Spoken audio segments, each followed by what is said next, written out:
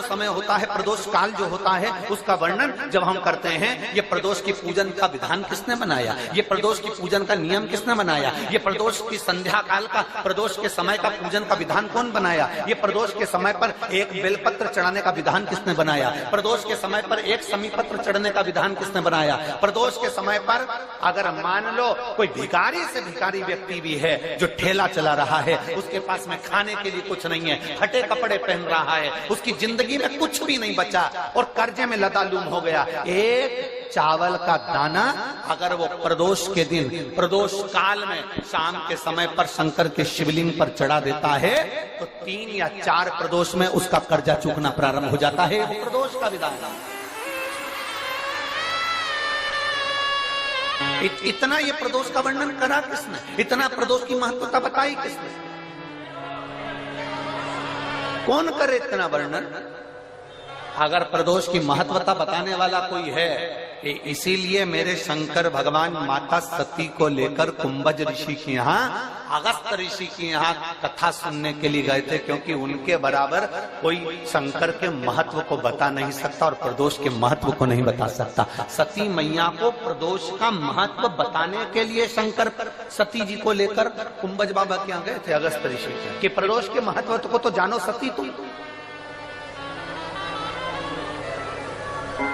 तुम प्रदोष के महत्व को तो सती जानो, तुम प्रदोष के महत्व को तो सती पहचानो कि प्रदोष का महत्व क्या होता है, प्रदोष काल का महत्व क्या होता है, प्रदोष के समय का महत्व क्या होता है।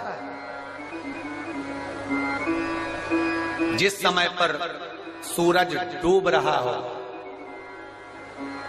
चंद्र प्रकाशित हो रहा हो,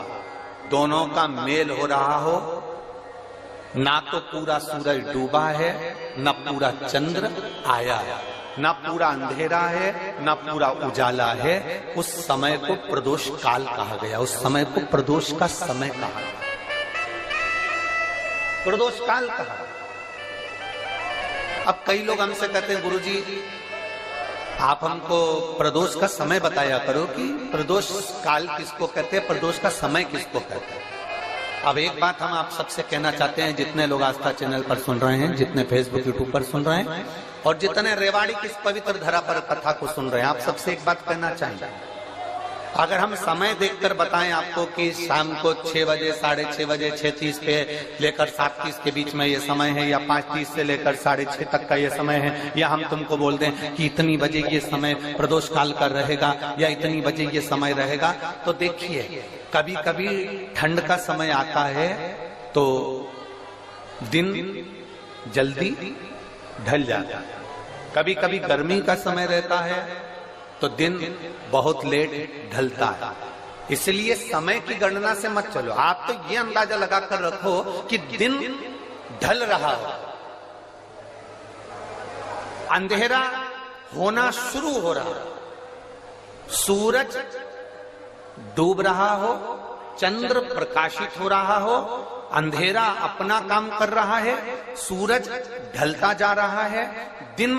कम होते चले जा रहा है और अंधेरा थोड़ा बढ़ते चले जा रहा है। इन दोनों का जो मिलन का समय हो, अब वो कितनी भी बजे, आप तो बस उसके मिलन का समय निकाल लो, वही समय प्रदोष काल कहलाता है, वही समय प्रदोष काल। सुनना महाराज, सोमवार की प्रदोष पड़ती है तो शंकर भगवान कैलाश पर निवास करते हैं, मंगलवार की प्रदोष पड़ती है तो शिव काशी में निवास करते हैं,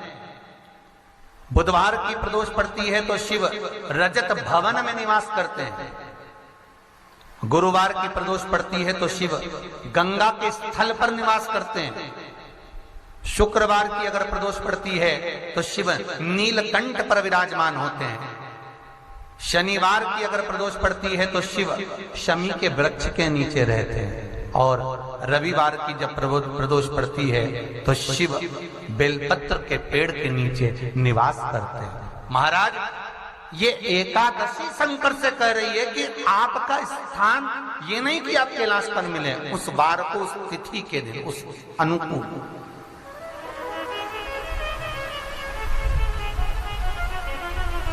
हमारे यहाँ कहते हैं सोमवार की जो प्रदोष पड़ती है वो इच्छा पूर्ति करती है, मंगलवार की प्रदोष रोग से मुक्ति देती है, बुधवार की प्रदोष कामना की पूर्ति करती है, गुरुवार की प्रदोष शत्रुओं का नाश करती है, शुक्रवार की प्रदोष सुख और शांति देती है, शनिवार की प्रदोष संतान का सुख देती है, और रविवार की प्रदोष जो काम दुनिया में कोई नहीं कर सकता वो अचूक फल की प्राप्ति रविवार की प्रदोष करा देती है। महाराज ऐसी प्रदोषों का नियम वर्णन किया चाहिए। भगवान का तो ठीक है, तू थोड़ी देर। शंकर भगवान ने वही हाथ में जल लेकर एकादशी के हाथ में उसको देकर कहा, ले ये मेरे द्वारा निर्मित एक व्रत है जिसे त्रयोदशी के दिन तूने मांगा है, मैं तुझे देता हूँ। आज इस व्रत का फल मैं तुझे प्रदान करता हूँ। अब तू जिस जीवात्मा को लेकर जाएगी उसका पाप प्रबल नहीं होगा। किसी स्त्री पुरुष बालक बुजुर्ग जो भी होगा जिसने प्रदोष का व्रत करा होगा वो जीवात्मा को तू किसी फल की कामना से नहीं स्वतः ही लेकर चली जाए, उसमें कोई कामना नहीं है। बन सके जीवन में 11 प्रदोष या 26 प्रदोष करने के बाद आप उसका उद्यापन कर कर विराम भी दे सकते, पर जीवन में एक बार प्रदोष का व्रत मौका मिले, जिस कामना से जिस दिन का भाव आपके मन में आए कि मुझे रोग से मुक्ति पाना है तो ये प्रदोष मुझे करना है, मैं और रोग मुक्ति के लिए हम मंगल जो भी आपके मन में आ रहा है, संतान प्राप्ति के लिए शनिचरी प्रदोष आप उसका स्मरण करें। फिर लिखा शिव महापुराण में, बड़ा सुंदर लिखा वेदव्यास जी ने, मान लो आप प्रदोष का व्रत नहीं कर सकते, आप अगर व्रत नहीं कर सकते तो प्रदोष के दिन प्रदोष काल में शाम का समय सूर्यास्त का कुछ पल कुछ घड़ी के पहले से लेकर बाद तक का प्रदोष काल के अंतर्गत आप शंकर जी के मंदिर में जाकर 1 लोटा पानी 5 बेलपत्र भी अगर समर्पित करते हैं तो संपूर्ण प्रदोष का फल आपके भाग्य में प्रबल हो जाए। शत में नमक का सेवन वर्जित होता है। कारण क्या कारण होता है? उसका एक कारण माना गया नमक की वर्जितता। जिस समय पर एक नगर में एक ब्राह्मणी रहती थी, बहुत भाव से सुनिएगा, प्रदोष व्रत नमक को त्यागने का भाव प्रदोष व्रत की किताब में भी मिल जाएगा आपको, आप पढ़ेंगे तो सुना होगा आपने। एक ब्राह्मणी रहती थी एक नगर में, उसका पति नहीं था, छोटा सा बालक एक साथ में रहता, छोटा सा बालक। अब ब्राह्मण के घर की धर्म पत्नी है, ब्राह्मण कर्मकांड करने वाला, पूजन करने वाला, पाठ करने वाला, अनुष्ठान करने वाला, पूजन करने वाला, मंत्र जाप करने वाला, भगवत भक्ति में डूबने वाला। ब्राह्मण तो चले गया, ब्राह्मणी बच्चे के साथ रह रही, क्या करे वो? अकेली निवास कर रही है, अकेली रह रही है, और ब्राह्मणी बच्चे के साथ भ्रमण करती रहती, घूमती, कहीं कहीं दर दर जाकर कुछ भिक्षा को मांग कर लेकर आ जाती, और भिक्षा लाने के बाद में उस भिक्षा को जब लेकर आती तो अपने बच्चे को भी खिलाती और स्वयं भी उसका पान करती। एक दिन ब्राह्मणी भ्रमण करते करते प्रदोष काल के समय पर शिव मंदिर में प्रवेश करी। प्रदोष काल के समय पर और शंकर मंदिर में जब प्रवेश करा, प्रदोष काल किसको कहते हैं? सूर्य अस्त हो रहा हो, रात्रि प्रवेश कर रही हो, दोनों का जब मिलन हो रहा हो वो प्रदोष काल कहलाता। दोनों का जब मिलन हो रहा, सूर्यास्त हो रहा हो, रात्रि अपना चरण बढ़ाने के लिए आगे बढ़ रही हो और दोनों का जब मिलन हो रहा है, वो प्रदोष काल है, वो प्रदोष का समय है। ब्राह्मणी मंदिर में प्रवेश कर रही है। जब ब्राह्मणी मंदिर में प्रवेश करी, मंदिर के अंदर पहुंची, प्रदोष काल का समय था, प्रदोष का समय चल रहा था, और प्रदोष काल के उस समय में, प्रदोष काल के उस समय में जब ब्राह्मणी ने देखा कि कोई भगवान की भक्ति में लगा हुआ है, भगवान के रस तत्व में डूबा हुआ है, आज ब्राह्मणी के पास में कुछ पदार्थ नहीं है, अपने बच्चे का पेट भरने के लिए कोई सामग्री नहीं है, और कुछ आस लेके वो प्रवेश करिए, कुछ आस लेकर वो अंदर प्रवेश कर जाती है। कोई ऋषि की पत्नी, कोई ब्राह्मण जन की अर्धांगिनी उस प्रदोष के समय पर शंकर का अभिषेक पूजन कर रही थी, भगवान शिव की आराधना कर रही थी, भगवान की भक्ति में डूबी हुई थी। जब भगवान शिव की आराधना में डूबी हुई है, आराधना कर रही है, उस काल में वहां पर पड़ी हुई कुछ वस्तु को इस ब्राह्मणी ने मांग लिया। मेरे बालक को बहुत भूख लगी है, मेरा बच्चा बड़ा भूखा है, इसके भोजन लेते ही कहा इसमें तो स्वाद नहीं है, इसमें स्वाद नहीं है। उस ब्राह्मणी ने बड़ा सुंदर एक संवाद कहा। घर का जो बड़ा होता है ना, घर का जो भयो होता है, घर का बुजुर्ग जो होता है, घर का जो प्रथम स्थल प्राप्त करने वाला, मेन कुर्सी पर अच्छी जगह पर जो बैठने वाला होता है ना, ब्राह्मणी कहती है वो कभी किसी वस्तु में ऐब नहीं देखता, मिनक नहीं निकालता। तो अन्नकूट की तारीख पे इनका नाम लिख लो और अगला अन्नकूट आए तब दोनों की दशा देखना। एक जो चुपचाप खाकर चले गया, भगवान के प्रसाद को प्रसाद मानकर, प्रभु का दर्शन मानकर लेकर चले गया, वो उन्नति की सीढ़ी पर चढ़ता चले गया, और जो मिनक निकालता रहा वो साल भर खटर पटर की जिंदगी जीता रहा।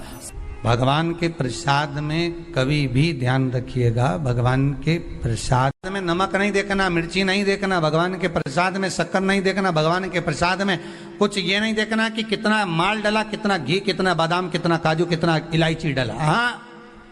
यहां तक शास्त्र का स्वाद देखी थी ना, ये आपका एक जन्म का नहीं है, ये ना जाने कितने जन्म का है। ब्राह्मणी के मस्तिष्क में बैठ गया, ब्राह्मणी के उस वो कहा ना, वो बक्कल में नहीं अक्कल में बैठ गया कि ये स्वाद नहीं देखना। इसलिए प्रदोष व्रत के अंतर्गत ब्राह्मणी ने उस दिन से विचार कर लिया कि जैसे आप पूजन कर रही हो, जैसे आप अर्चना कर रही हो, जैसे आप आराधना कर रही हो, ऐसी आराधना, ऐसी पूजन, ऐसी भक्ति में भी करूंगी, ऐसी आराधना में भी करूंगी। अब मैं स्वाद नहीं देखूंगी। तो प्रदोष व्रत करने वाले को ध्यान रखना चाहिए कि नमक का सेवन ना करे, भोजन ना करे, फलाहार करिए, फल का आहार करिए, प्रयास करिए। और यदि आपने व्रत का ले लिया भोजन का कि हम तो एक टाइम फलाहार करेंगे, एक टाइम भोजन करेंगे, ऐसा भी कई लोग प्रदोष ले लेते हैं, तो वो बात आपकी है, आप तक रखो, ठीक है, अपने मन तक। ठीक है, बाबा आपकी मनोकामना पूर्ण करे, वो भी भाव रखे। अरे भगवान को धन्यवाद दो कभी कभी कि तूने अच्छे घर में पैदा किया, अच्छा परिवार दिया, अच्छा पति दिया, अच्छी पत्नी दी, अच्छे बच्चे दिए, अच्छा कुटुंब दिया, घर दिया, दुकान दी, जमीन जायदाद दी, शरीर अच्छा दिया, हाथ पैर आंख नाक मुंह सब बढ़िया दिया, एक के भी निपटा के नहीं भेजा तूने। मान लो एक आध निपटा के भेज देता तो क्या झगड़ा करने ऊपर जाते? एक ही कान देता और एक गायब कर देता तो यहां से चिपका देता, तो क्या कर लेते? हाथ एक देता और एक गायब कर देता तो क्या झगड़ा करने जाते ऊपर कि मुझे ऐसा शरीर दिया? नहीं, भगवान को धन्यवाद देना कि मुझे अच्छे घर में पैदा करा, कटोरा लेके वहां चौराहे पे नहीं बिठाया, तूने अच्छा घर दिया, 2 समय की रोटी दे रहा है, खूब जोरदार शरीर दिया, भजन करने का मुहूर्त दिया, और बचा कुचा था तो ये सियोर वाला महाराज दे दिया, कथा सुनाने वाला। शाम के समय पर प्रदोष काल में बेलपत्री के पेड़ के नीचे, चाहे शंकर के मंदिर के दरवाजे पर या शिव मंदिर में, अगर आप प्रदोष के दिन दिया लगाते हो, सोमवार के दिन दिया लगाते हो, तो ऐसा कोई व्यक्ति नहीं जिसको मेरे देव अधिदेव महादेव, मेरा विश्वनाथ भंडार नहीं भरता हो। खा देता है जो शंकर के मंदिर को संभाल लेता है, उसके घर को और उसके परिवार को स्वयं महादेव संभाल लेता है, स्वयं महादेव।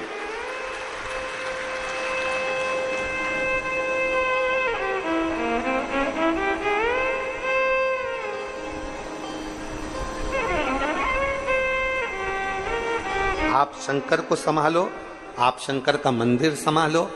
आप शिव महापुराण की कथा संभालो, आप भगवान की भक्ति संभालो, महादेव तुम्हें संभाले, तुम संभालो उसको। उस कथा में अपन जानेंगे कि फुलेरा में कौन से पुष्पों का प्रयोग किया जाए, जब किसी स्त्री का रजो धर्म या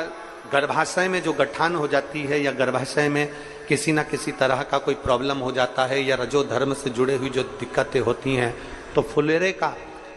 कौन से पुष्प का फुलेरा या कौन से स्थान पर शिव जी को कौन सा फूल हरताली का दिन समर्पित करना चाहिए, उसका स्मरण अपन उस कथा में सुने। फुलेरा शिव महापुराण की कथा, उसको श्रवण करेंगे गुड़गांव की पवित्र भूमि से 3 सितंबर से 9 सितंबर तक, उसको वहां से श्रवण करें। तो शिव कथा कर रही है, भगवान शंकर का चरित्र करा, ब्रह्मचित्त। प्रत्येक शिवालय में, शंकर के मंदिर में अपनी खुद की तरफ से श्री शिवाय नमस्तुभ्यम अवश्य अंकित करा। लोग आते भी श्री शिवाय नमस्तुभ्यम बोले, जाते भी श्री शिवाय नमस्तुभ्यम। अपने दरवाजों पर भी छोटा सा पंपलेट श्री शिवाय नमस्तुभ्यम का लगाएं, जिससे कोई दरवाजा खोलने से पहले कोई बाहर खड़ा हो तो वो पढ़ ले। हम किसी को कुछ ना दे सके तो कम से कम मंत्र नाम ही दे दें, इससे बढ़कर और क्या है।